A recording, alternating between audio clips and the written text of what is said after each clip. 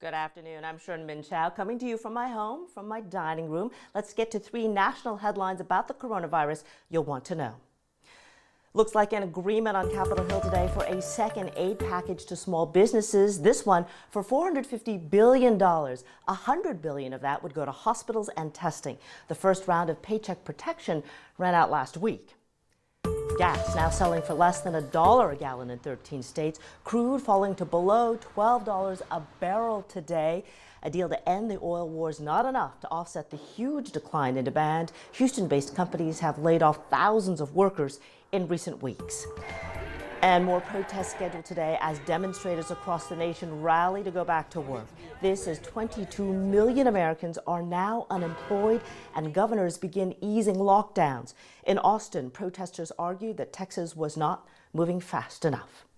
And as you just heard, Harris County Judge Lina Hidalgo has named Harris County's COVID-19 Relief and Recovery Czar. That is going to be State Representative Armando Wally. The Democrat has represented the Aldine area since 2009, and Wally will work on getting the economy running again and making sure that people don't fall through the cracks.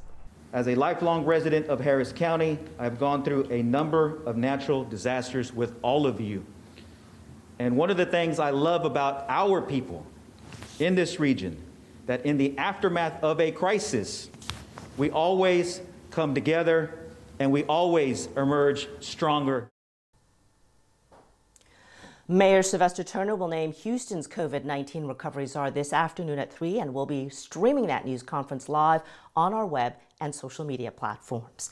State of New York beginning the most aggressive antibody testing in the country. It will survey 3,000 people for coronavirus antibodies. This is seen as key to getting the state back to work. And here in our area on Sunday, COVID-19 testing sites were closed because of bad weather, that losing a day of testing. But today the sites are back open. Anayeli Ruiz reports a new mobile site just opened its doors in Humble. This is the first testing site in the Humble area. This location will be open today, Tuesday, and Wednesday. It's part of the Harris County Public Health Mobile Units.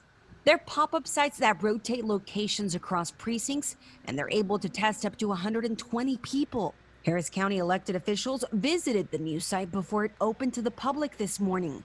They're not disclosing the location because they're not taking any walk-ins. In order to get tested, they want people to register first and get an ID code before they show up. If you can't visit the site this week, they'll reopen again in Humble on May 7th and 9th. They hope this site gives people who live in rural areas a chance to get tested. This is a special site too, because it is one that allows our children who are 13 and under to be tested. This is the nasal testing site. Our other sites are nasal sites, but do not allow the testing of children that are 13 and under. Last week, they did a similar testing site in Tomball.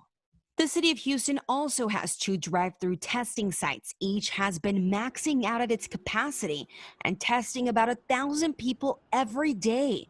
For more information on where you can get tested, you can visit our website for those details. Anayeli Ruiz, KHOU 11 News. UT Austin has released a new study projecting Texas will not peak until after May 1st, weeks later than the widely cited University of Washington model, which has had huge variations in predictions. UT using cell phone data to track social distancing.